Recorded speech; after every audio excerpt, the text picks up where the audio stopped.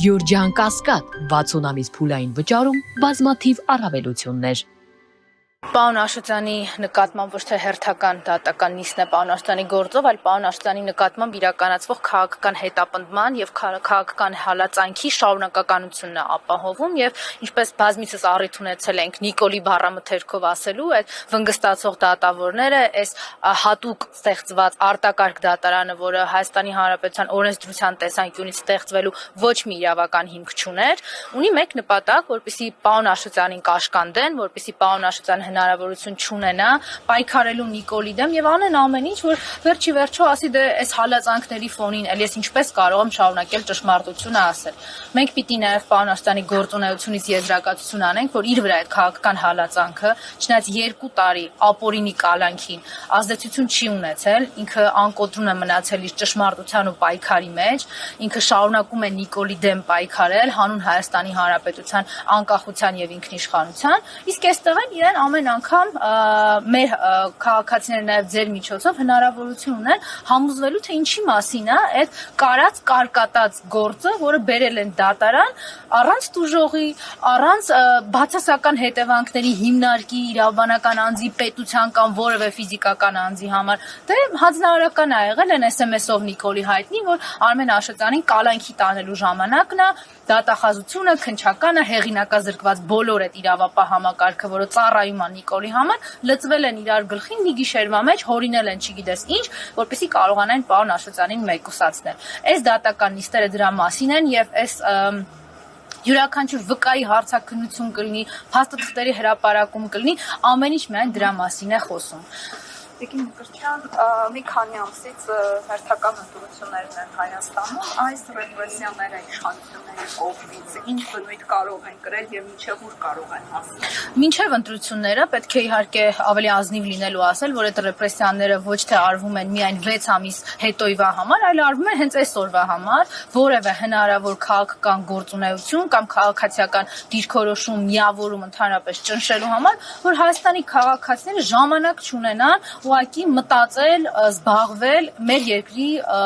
կարևորագույն հարցերի լուծմամբ, դրանց որոշումների կայացմանը մասնակից լինել, որովհետև ամեն մեկի վրա այնքան քրեական գործ ու քաղաքական հալածանք կա, մարդիկ հալածվում են, բանտերում են այսօր կարծիք արտահայտելու համար, YouTube-ում հաղորդում վարելու համար։ Նարեկ Սամսոնյանը, Վազգեն Սաղաթելյանը, մեր վարչապետի թեկնածու Դավիթ Համբարձումյանը քաղաքական գործունեություն ծավալելու համար անհավանական մի հոդվածով եւ ինչ որ անհավանական ժամկետներով դատապարտվել է, որ երբեք նման բան չի եղել, հələ մի հատ էլ դրան վրադիր առանց օրինական ուժի մեջ մտած դատական ակտել կալանավորել են Դավիթ Համբարձումյանին։ Մեր սրբազանները բարերարը ինչի համար են նստած։ Նրա համար, որ Նիկոլ Փաշինյանը հայ հասարակության մեջ այդ վախը սփռի, ասի նայեք, ինձնից ազատվել հնարավոր չի։ 18-ին ոնց էր ասում, կամ ես կլինեմ վարչապետ, կամ Հայաստան չի լինի։ Ինքը այդ դա է եկել է իրականացնելու, անում է ամեն ինչ, որ ինքը մնա վարչապետ եւ մյուս կողմից էլ Հայաստան չլինի։ Ես ուզում եմ, որ մենք այս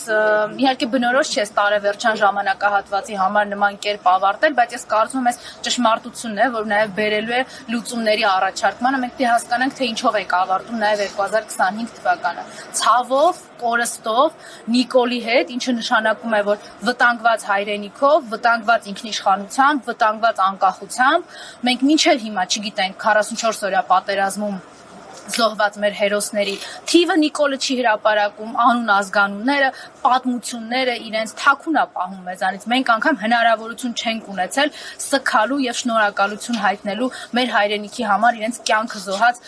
հայորդիներին, որտեղ Նիկոլ Փաշինյանը այդ հնարավորությունից էլ է մեզ ուզում զրկի։ Մենք չգիտենք Նիկոլ Փաշինյանը ինչքան է հանձնել մեր հայրենիքից։ Ինքը չի հրապարակում ի տարբերություն տարբեր ինչ-որ բանակցային փաստաթղթերի թաքցնում է իր բանակցած Ալիևի հետ, մինչև ուր է հասել, գրավոր եւ իր ասած բանավոր պայմանավորվածություններով։ Այս դրա մասին է 2025-ը։ Իսկ այս ֆարսը, դատարան, քնչական, չգիտեմ ինչ նրա համար է, որ այս մեր իմ նշած ճշմարտությանը հայ ժողովուրդը չկարողանա ուշադրություն դարձնել։ Տիկին Մկրտչյան, իշխանության ներկայացուցիչները, մասնավորապես Արդարադատության նախարար Սրբ Գրիգորյանը ասում է, ես դպրոցում լավ եմ սովորել, առհասարակ աշխատասեր եմ, դրա համար 200,000-անոց դոլարանոց տունը, ինչ է, որ ես չկարողանամ գնել։ Ինչպես է ստացվում, որ իրենք կարողանում են գնել եւ ասում են սա օրինական է, իսկ նախկին իշխանություններին ասում են այ օրինակ 100,000-անոց տուն ունես։ քեզ որտեղից այդ տունը։ Նախ Արփինե Դավոյանի գիտակրթական եւ իրավագիտակցության մակարդակին հավասարեցված Սրփուհի Գալյանը, ես չգիտեմ այդ ինչի մասին է ինքը խոսում, այդ ինչ ձեռքբերումներ է բացառիկ, որ միայն ինքը գիտի այդ իր գիտակրթական ձեռքբերումների մասին, ակնհայտ է մի բան, այն մեխանիզմը, որ իրենք ստեղծել են, իրենց ընդհանրական լափի, պարգևավճարների, ախրանիկների, թանկարժեք մեքենաների, այդ ամեն ինչ իրենք նախատեսում են միայն իրենց համար ու ավելին դրա համար պատրաստ են եղել ու հիմա էլ պատրաստ են զոհաբերել հայկական ինքնությունն ու արժեքները, ամբողջ պետականությունը, ոնց որ անում են։ Հիմա Սրփուհի Գալյան իր $200,000-անոց տան համար Նիկոլի հետ գնում է հայ առաքելական եկեղեցին պղծելու, հայ առաքելական եկեղեցին բաղդատելու, ինչ որ հիմարություններ են խոսում սրբազանների մասին, մենակ նրա համար, որ այդ տունը կարողանա ինքը ունենալ։ Բայց եկեք չմանրանանք ու ես ընդհանրական իմաստով ուղղակի ասեմ, ես շատ մեծ հույս ունեմ, որ պետության վերականգնումից հետո բոլոր այդ տեսակ մարդիկ